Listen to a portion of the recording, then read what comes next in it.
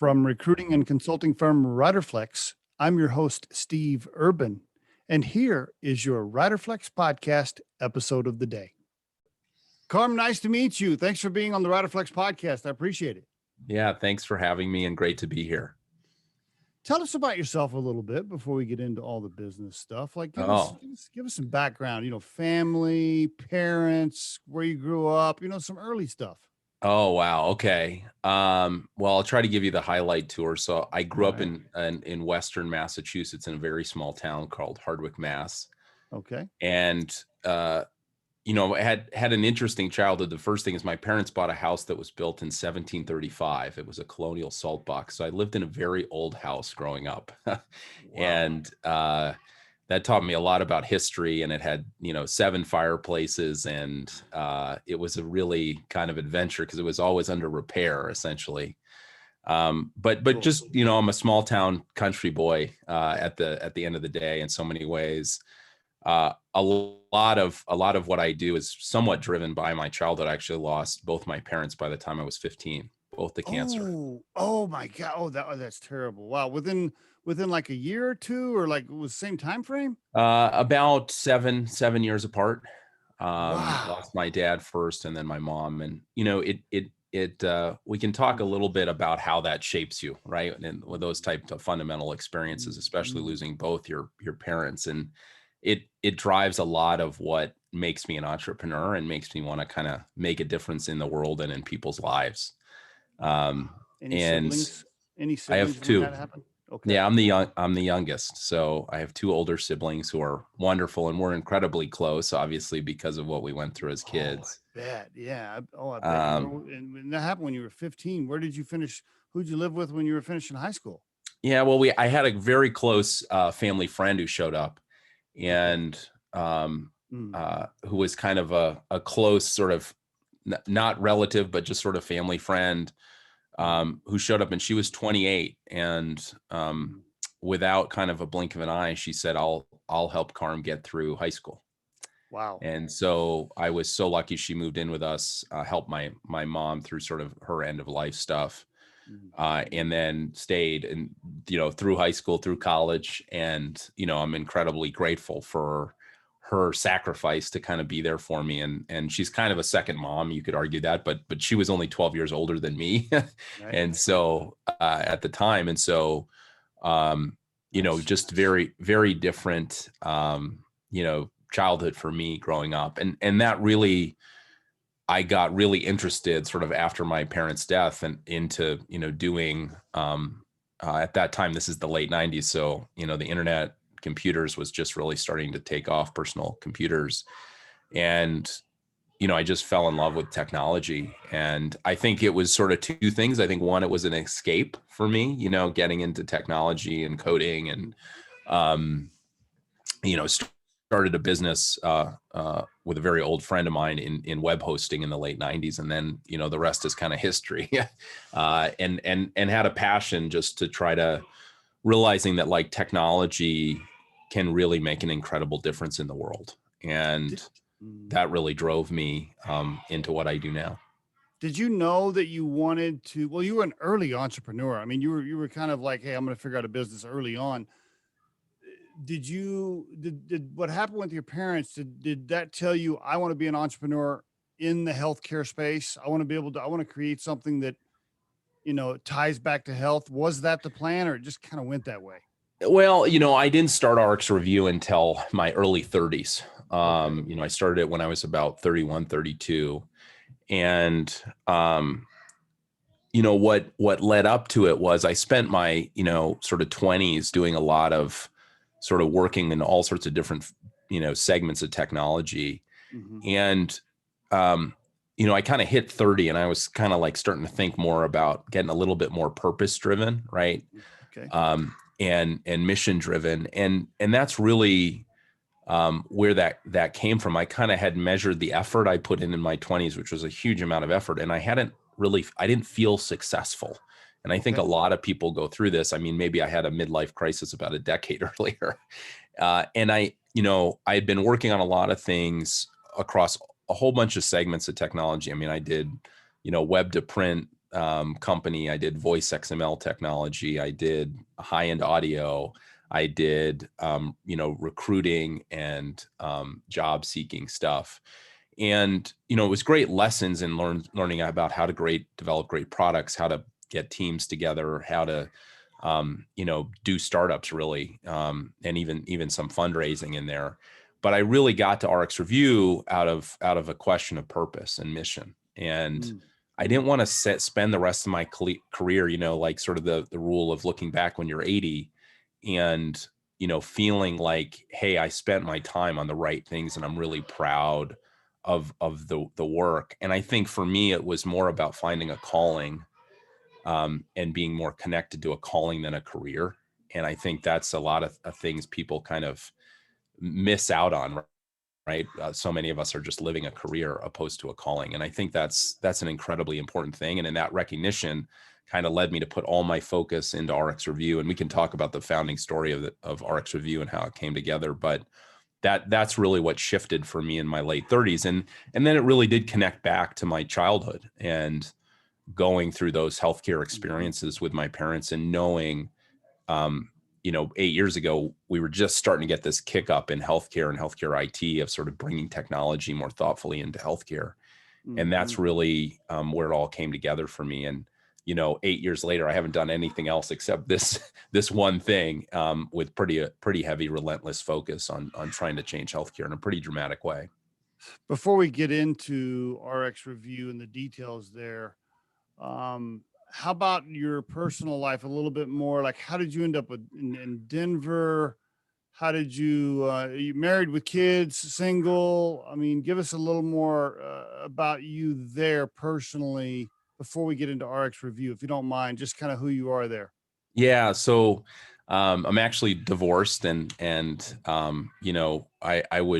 put a lot of weight on the challenges of this job of a CEO and a lot of people sort of call it the lonely island. It really is, it tests you in really unique ways, especially when you go through, some of the things we had to go through at RxRevu and, sadly things didn't work out with my ex-wife, but, did get two amazing kids, out of it, a 4 and 6-year-old, and kind of was, in Boston. I lived in South Carolina for a while. My ex is actually a doc and she was going through residency there. And that taught me a lot about healthcare. And that was, again, a lesson along the way to see how messed up it was and her going to residency and how challenging that work was for her. And then Denver, I've got some family here. I've got relatives.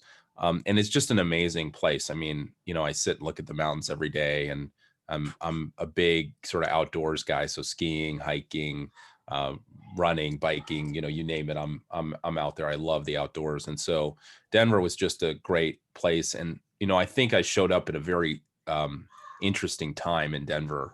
The tech community was emerging, kind of coming into its own. And it was a great time to be here. Kind of venture dollars were starting to show up. And it was a really special time in Denver to show up here, 8 years ago now.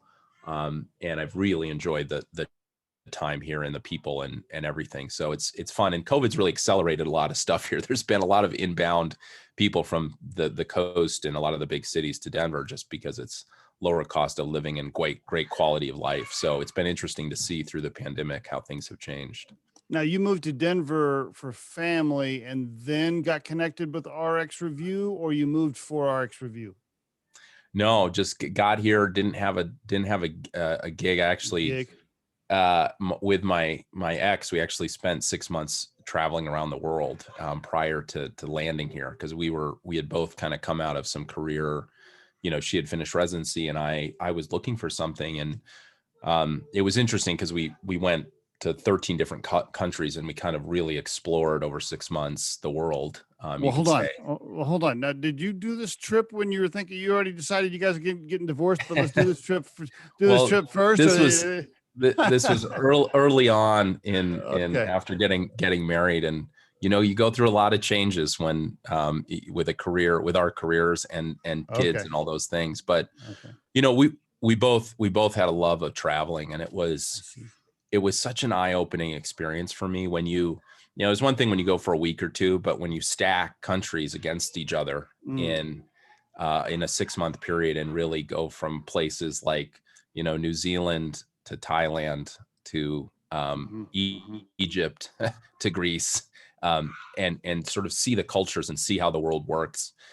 It really changes your worldview and what's possible. And that gave me a lot of time to reflect. I mean, I think RxRevu in ways that was another learning on the way of sort of, I took this big stop. I just kind of stopped and I looked at my early years in my 20s and, was just just over 30 at that time, and really sort of resetting my career. And then I moved here to Denver, met Dr. Kevin O'Brien, who was kind of the doc who originally, and is the co-founder of RxRevu. He came up with this idea. And it's an interesting story. He actually was visiting his mother one weekend, and her name was Lucy. And he was he's a pulmonologist, and was looking at her medications, and she was spending a lot of money on a monthly basis. She had about 7 different meds she was taking. And he sat down and he did some, looking at alternatives and did some research, and he kind of reconfigured her medications and saved her about $400 a month. And, she's on a fixed income, and he sort of said, wow, if I can just do this by making some adjustments, like there's got to be a lot of other, people have to have this challenge. Sure. And so he originally started as a research project, and he actually looked at about 110 different conditions and cataloged them into a book, ranking every drug by cost and kind of quality. And it was an amazing piece of work. And so I met him over breakfast. And he shows up. How are you connected to him? You were just like in circles of people, or? Yeah, well, interesting enough, my ex actually interviewed at his practice, and he asked what I did. And, she explained that I was a startup entrepreneur and looking for a thing. And he said, hey, I've got this idea. I've been working on it for a couple of years. He had been working on it for about three years. Perfect. 3 years of work into. And, I opened up this book, and it was just kind of like, oh my gosh, what an amazing, it was really an amazing piece of work. You could see the effort, into sort of cataloging all these drugs and by cost and condition. And it was amazing. And he was, as an academic doctor, he was like, well, I'm going to publish this as a reference book. Okay. And on Amazon or something. And I sort of like, he was like, no way, this is a technology, this is a platform, because the prices are dynamic, conditions change, there's new drugs on the market, like it's got to be constantly updated. And that really kicked off the company. I think what's so interesting is, I knew nothing about healthcare. I mean, I was completely blind, but I knew, the fundamentals that both, patients and doctors had to have a really hard time making these decisions. It's such a complex thing of just in a single condition, you can have, anywhere from a few to maybe even 100 different drug options with all different costs, depending on your insurance and, which drug is best, which is going to have the best outcome for you. It's an incredibly tough decision. And most doctors just go to what they know. And so the thesis was always right, that we've got to, get transparency to the market, help doctors make better decisions around drugs. And now we're actually doing a lot more than drugs. But that was such a clear thesis to me. And I think that thesis has come true. I didn't know it would take me, years of grinding it out and a lot of tough years, where we ran the company for about 2 years on about 60 days of cash. I hear you, bro. And, yeah, those experiences give you just an incredible amount of wherewithal to fight the good fight, but teach you a lot about how to build value and how to build teams. And it's such a classic story of those moments forced us to focus in ways when your life is on the line and the company's on the line. You have this incredible focus. And even though we had a very small team in those years, it let us experiment and try things and do the impossible to try to figure out how to get this data and information to the point of care to help doctors make this better decisions and then build business models around it. So those are the early days. I don't know if you want to have any specific questions around that. Yeah, I got a ton of questions. The first one is, I've always wondered when I'm visiting my little family doctor, Dr. K, I call him. I'm always just kind of wondering, like, okay, how did you just pick that medicine? How did you decide that's the pill I need? Like, and then the cynical part of me comes out. I'm like, is that because that sales rep was like pushing you to, do that certain medication, or do you just not know any others, or are you just guessing and I'm going to take this for 2 weeks and you're going to call me and see if it works. And if it doesn't, you're going to give me something else. And what the pricing and the generic versus non-generic, like I always just in the background kind of wondered, like, all right, how did we get here? Like, how did you decide that one? Yeah. And until I listened to some of your, I found you on YouTube and I looked up the company and I had this, revelation that, like, wait a minute. So when the doctor picks a medication, he's not looking at a list of all of them with the prices that might hit me. Like, I just assumed they were. So I was really surprised by that. So let's do this. Why don't you give me the elevator pitch first? Let me hear the elevator pitch today of exactly kind of how it works. And then I'm going to double back and ask you some more questions. So for all the listeners, just so they know exactly what we're talking about, it is RxRevu, and review is REVU. So RxRevu.com. But give us the elevator pitch real quick, Carm, as it stands today. Yeah. So the core business today is really about helping doctors make better decisions around a prescription they're prescribing a patient. And what we do is we bring real-time individual patient cost of what you're going to pay for that drug on your insurance to that point of decision making. So they didn't know that before. I can't. Let me just, like, they didn't know.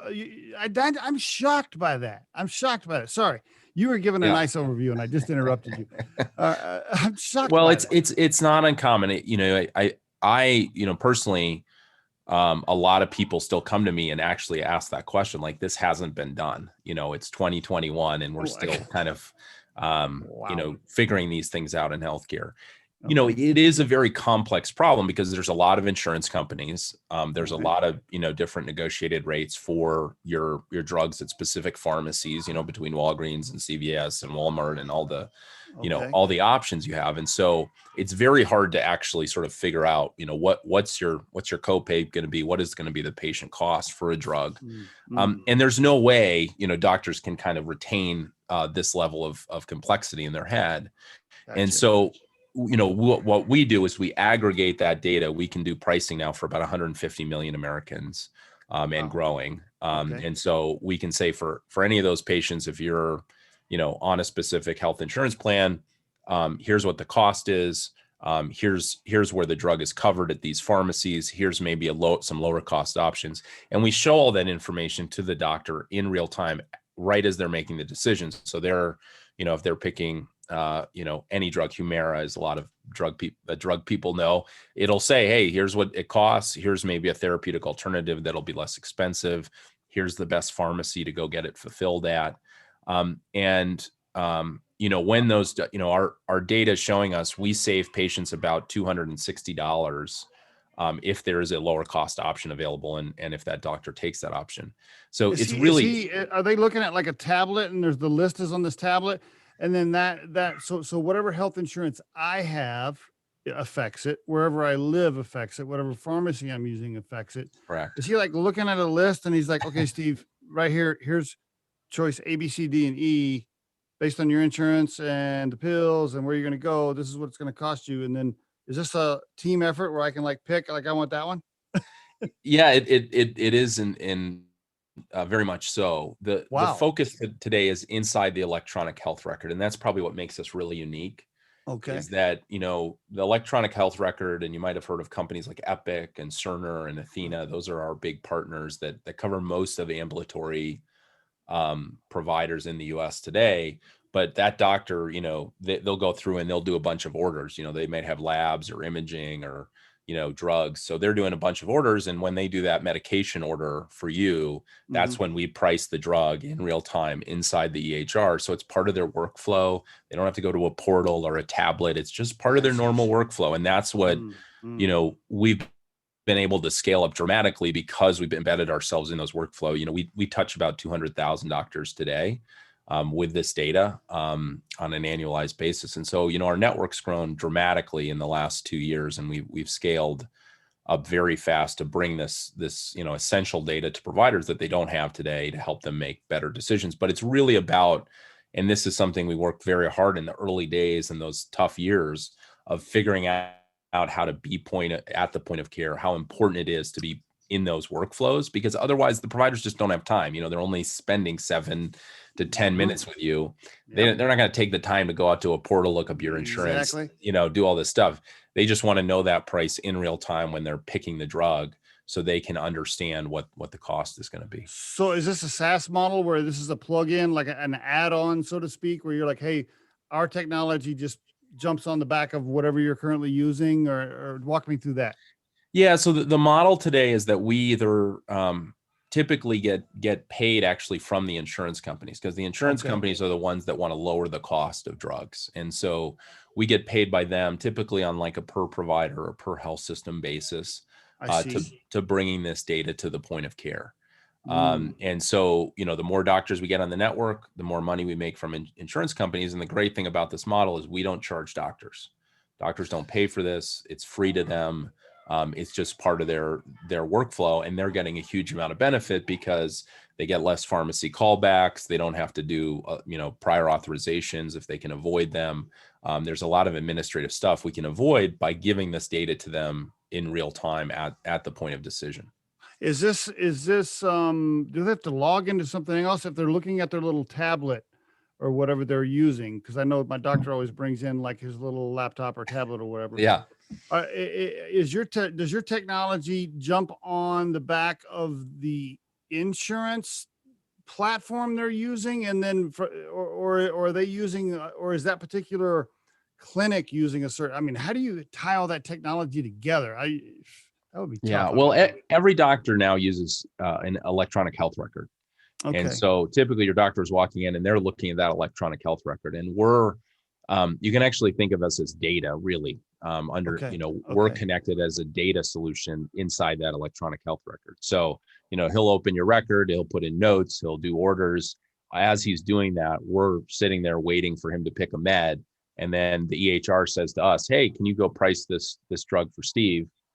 He's on Humana or another one of our payer partners, and we'll go ahead and price that drug in real time. And then the provider can see that right in their workflow. And so they finish up their notes, they sign the orders, and it goes and routes out to your pharmacy to get fulfilled, depending on what choices they made of what's best for you as a patient. So that's really how it all comes together. And again, it's really complex. We have to aggregate all this data from insurance companies and then bring it down inside these workflows inside the electronic health record.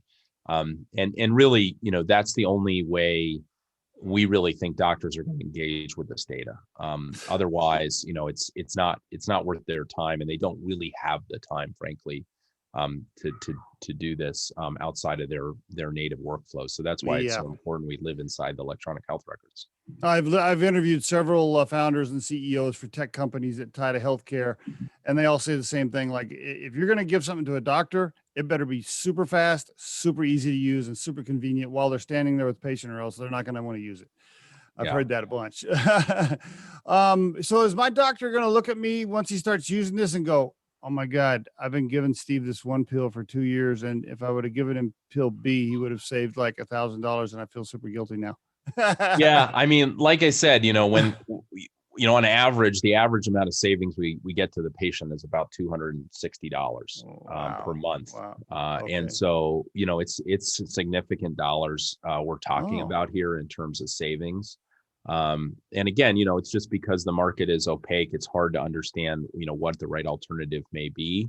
And the other thing we tend to see too is a lot of the times, your insurance company doesn't cover a particular drug. And so you'll have to, if your doctor picks that drug that's not covered by your insurance, you're paying full cash rate for that drug, right? You get no benefit from your insurance. And so a lot of the times it is switching from that not covered to covered drug. And so instead of, paying hundreds or thousands of dollars for the full cost of the drug, you're just paying a copay, right? A $20 or $30 copay, and your insurance covers the rest. So there's lots and lots of ways to save, on your prescriptions. It's just really, it's such a complex thing to sort out. And we really have a fundamental belief that it shouldn't be, we do this bad thing where we rely on our doctor to kind of be superhuman, right? And really have all these facts and information in their head. It's really a computational problem. It's a computer problem. It's not a human problem. One of this, we did an early data study and we looked at sort of a hypertensive, high cholesterol, type 2 diabetic patient. Which is a very common patient. There's a lot of those type, maybe one of every 5 patients is like that. A provider, if they wanted to pick a single drug for each one of those conditions to treat the patient, they're sitting in front of about 1.2 trillion drug options. Combinatorial, right? And so that's just a really good fundamental example of why we've got to have really smart technology around doctors to help them make these informed decision making. Great point. And that's the purpose of our company, right? Is to make, the doctor's really good at diagnosis. They can say, okay, you have hypertension. We know that. But then to pick the right treatment, that's a very complex, the clinical efficacy, the cost, what's the right pharmacy, is it covered? Is it not? All these things really should not be a burden on the provider. We should have really smart technology living by the provider that's rationalizing all this stuff. And the way we kind of describe it internally is informed autonomy. What we want to give the provider is this sort of, narrow set of options, right? But let them be the, sort of final decision maker, but narrow it down from a few trillion down to a few options that really rationally make sense for you as a patient. Right. So the insurance companies are your customer. Blue Cross, Blue Shield, that's your customer. Yep. We work with a lot of the big blues, United Healthcare, Humana, Cigna, you all the big names you know. Why would they push back? I mean, if they're going to save money, if their company is more profitable by using your technology, why would they say no? Well, they don't. I mean, that's the good news. When we first started, there was a lot of more resistance, and that's really changed. There was concerns, from the PBMs of, what happens if this data gets out into the wild and, we're showing the cost, and is that a competitive threat? A lot of PBMs, pharmacy benefit managers, make money off volume rebates. And so, they were concerned about, hey, is this going to affect our volume rebate contracts? But everything is kind of proved out in the right direction, which is we're helping insurance companies drive more volume on the right drugs in the right ways, and lowering cost and taking out administrative overhead, both for the payers, insurance companies, as well as the providers. So everything, we've kind of had to prove out, but we were there in the early days when, even running a single one of these transactions was very hard. We now do, millions a month of these transactions across our network of, as I said, about 200,000 docs. So the industry has really changed and adopted. And I think what I'm most excited about is now that we've proved out pharmacy at scale, what's starting to happen is many more payers now are saying, hey, we've got other types of information we want to get to the point of care, whether that's, which typically has been locked up in portals, right? Same thing where, you can go to your insurance portal and look up the cost of an MRI or a lab or imaging. Now our partners are starting to say, hey, can you do more than pharmacy? Can you do medical specialty drugs? Can you do gaps in care? Can you price labs and imaging and radiology? So this whole world of sort of, cost transparency and really helping doctors, have informed, data that's helping them make informed decisions is becoming a real reality. And, I'm really excited about where we're going as a company now, because it's, I just thought we'd always do pharmacy, and now we're really expanding beyond that and doing much much more, really driven by payers seeing the success of what we've done in pharmacy of like, wow, if we give the data to providers, it turns out they make good, smart decisions. Right. Yeah. Excellent. How big is the company now? How many employees? We're just about 60 now and growing pretty fast. Right. We've raised about 30 million in venture. We've Saw done that. I saw yeah, that. we've Yeah. done a Series A and Series B. Um, Congratulations. Thanks. It's been a lot of hard work to get to this scale. And we're dancing around profitability, I would say. But we've scaled very, very fast. I mean, we were probably in 2019, we were only a few thousand doctors. And now, fast forward to today, we're over 200,000.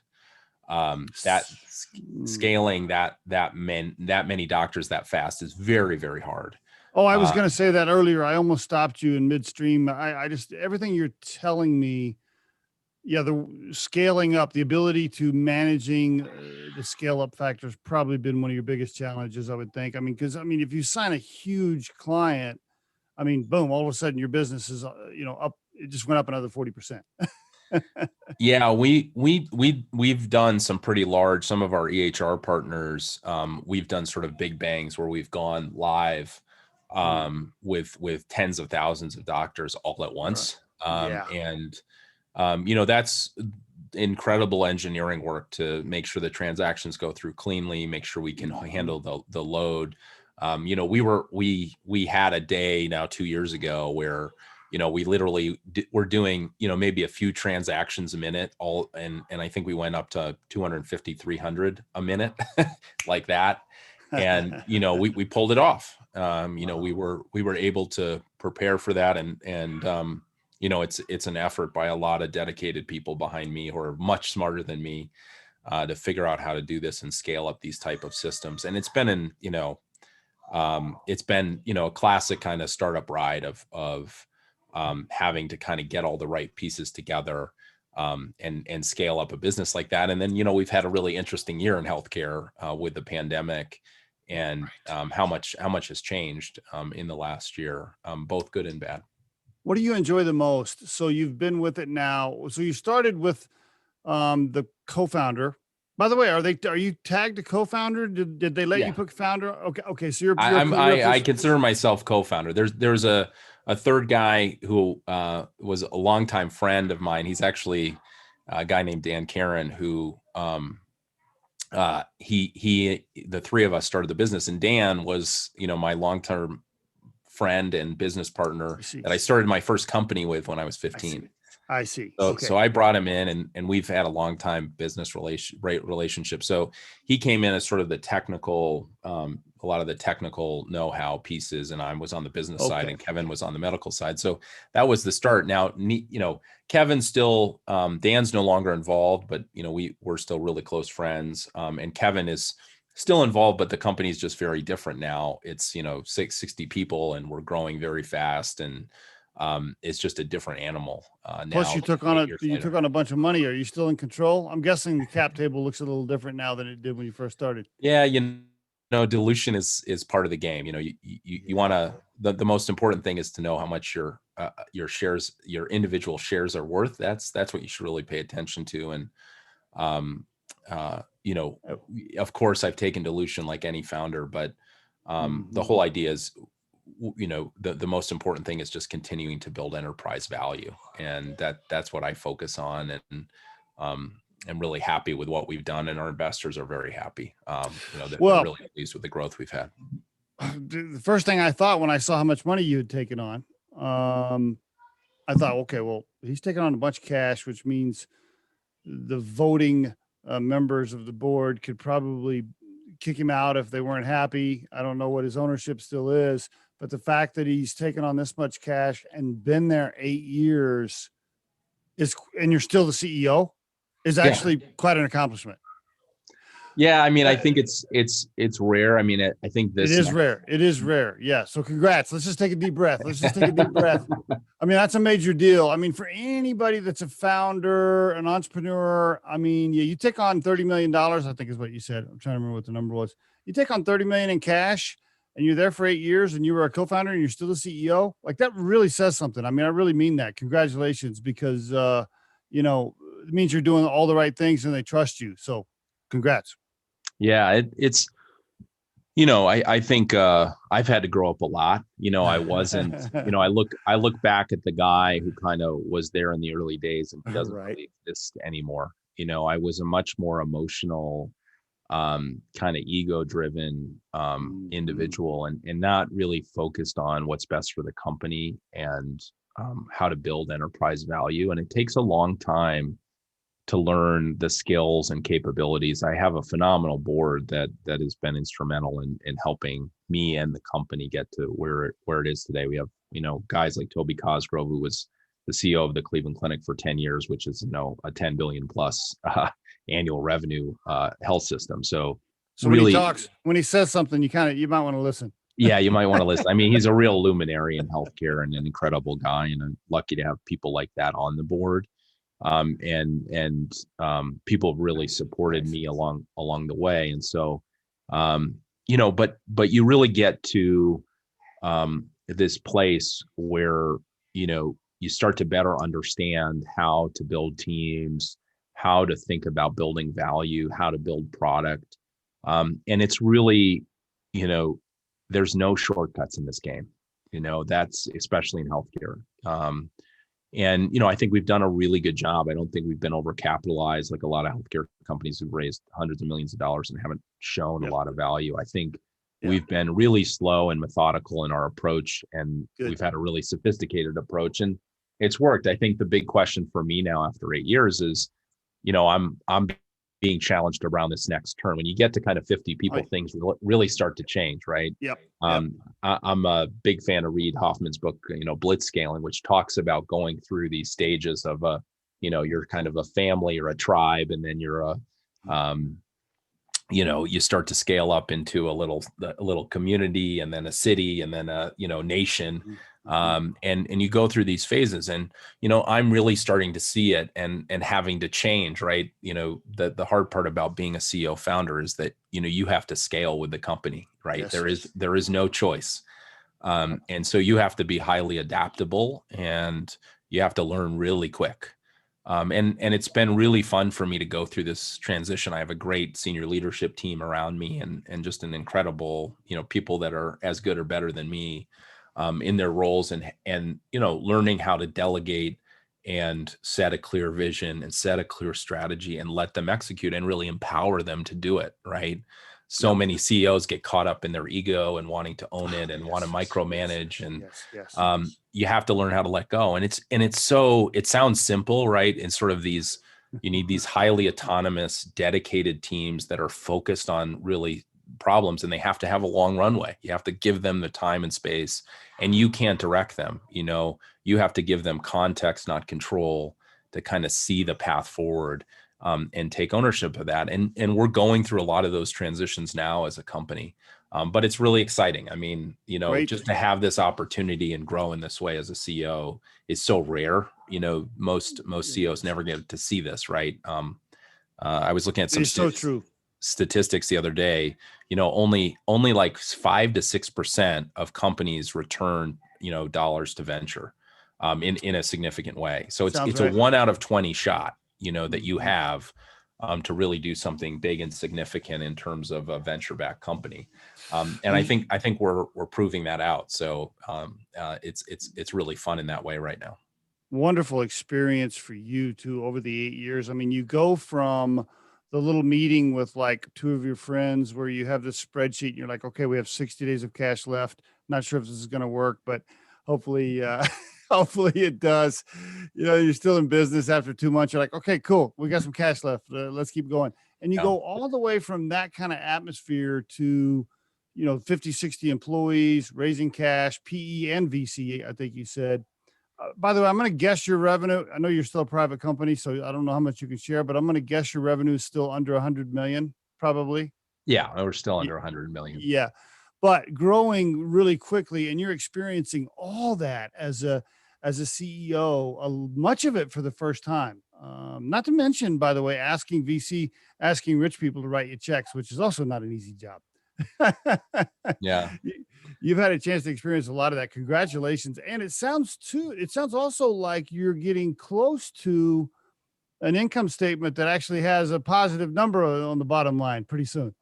Yeah, well, believe it or not, we were actually profitable last year. We won't be Oh, this year cool. just because we're investing Okay. in the business a lot. We'll lose All right. money again this year, but that's the nature of venture, and we Yeah, want to it really is. Yep. invest in Yep. growth, and scaling the business. We have a lot of amazing products coming to market, Very good. and it's super exciting. I think, it all gets down to focusing on the mission and the core principles. Sort of the fundamentals of this thing have been so interesting to me, and I think this is a great lesson in timing. If you look at success of startups, it's all about timing. Timing is almost half of why you succeed in startups. Yeah.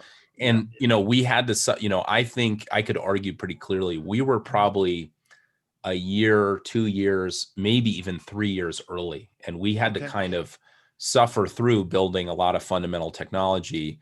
But we were there when the opportunity really presented itself, and these technologies started the capabilities to do real-time transactions for cost transparency, and the EHRs opening up their doors to let us be in the workflows with providers, all started to come together now 3 years ago, 4 years ago. And so we were just early, and that taught me a lot about if you want to get two things right, get your timing right and get your team right.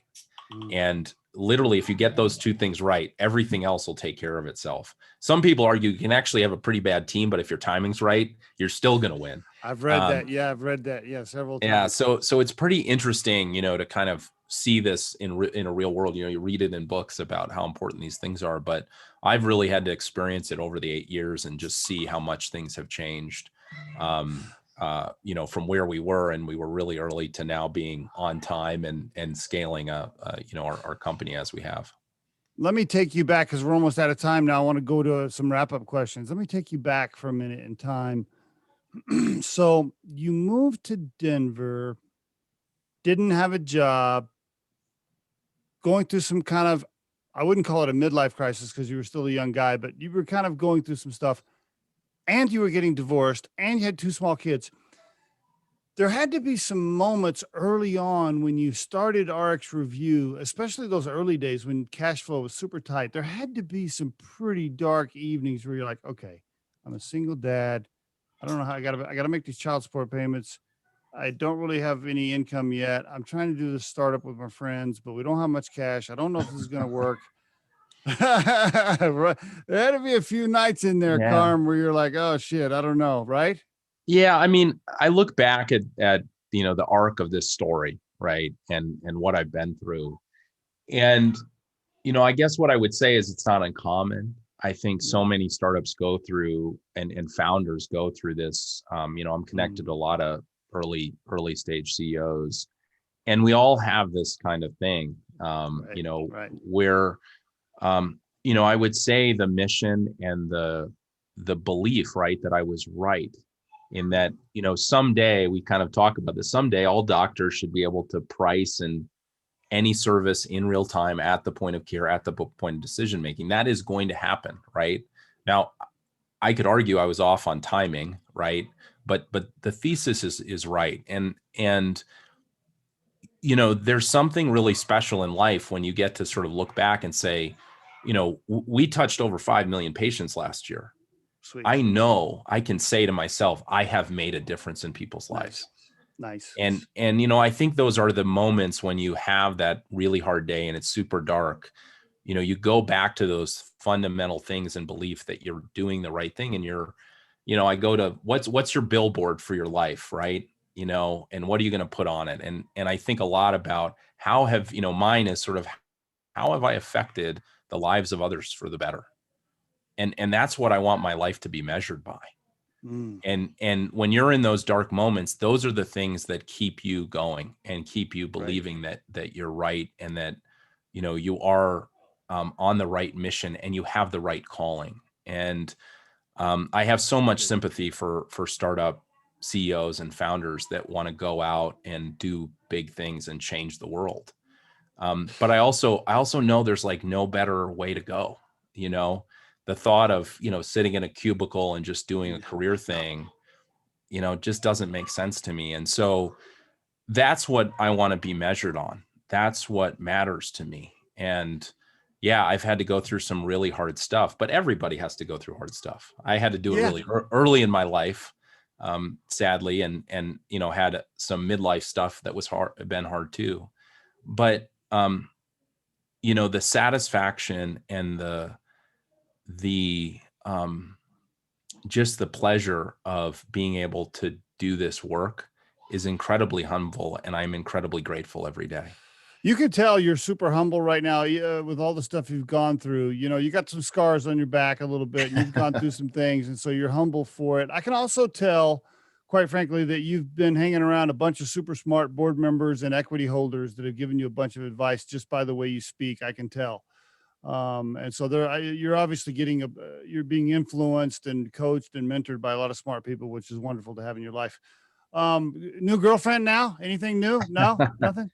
No, I focus on this startup and my two boys. Okay. And that's the most important thing right now. And I wouldn't say, getting out in the middle of the pandemic is not not the appropriate thing to do, especially being a healthcare guy. Yeah. We forgot to mention that being a single dad during COVID when you can't meet anybody new, that sucks too. But you got through it, my friend. Well, last question I wanted to ask you. If you could call yourself coming out of college at 21 years old, knowing what you know now, because you've been through some stuff, what would you tell Carm if you could call him and go back in time? Oh, I think there's probably two major things is that, first and foremost, enjoy the journey. Stop trying to measure success by how much money you have in the bank. Yeah. And just enjoy the journey of life and be present in the moment. And, I look back at how much time I thought thinking about the future opposed to being kind of rooted in how really wonderful my 20s were and those early years. And I think the second thing is find your mission in life, find your calling. I talked about that at the beginning it's so important for all of us. I mean, I think the pandemic has taught us so much in the last year and about life, about where we're making our choices and where we're spending our time. Mm-hmm. And I think, a 20-year-old version of myself is sort of saying hey, take a hot minute here and think about what that mission is. What's that calling for you in your life that's going to drive you and get you up every day. And I've been really lucky in that I found that. I've found that piece that really drives me. But I think for everybody, it's, I hope a lot of us are reassessing. I was really happy to hear the other day that med school applications are way up. It's woken up all these people to get into medicine and help people. And it's a wonderful calling. I mean, to serve others, serve patients and help people get healthier is it's pretty fundamental. It's a pretty great career choice, in my opinion, even with all the challenges that we have today in the U.S. healthcare system. And so, that's what I think people need to focus on and reevaluate. I hear those. Go ahead. Yeah, I'll say one last thing that I love this quote I picked up last year that life is people. I like that one. That's what life is. A great life equals great relationships, and that is such a fundamental truth and something that I've kind of learned in the last year. And so I've invested a lot more time in relationships, in the people in my life, and we can't forget that.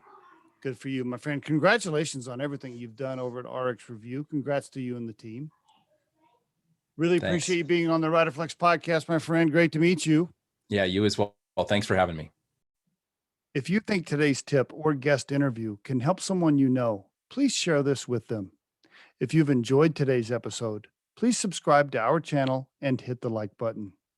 The Riderflex podcast features entrepreneurs, business executives, and the stories behind how they got there, as well as daily tips on career advice and job interviewing.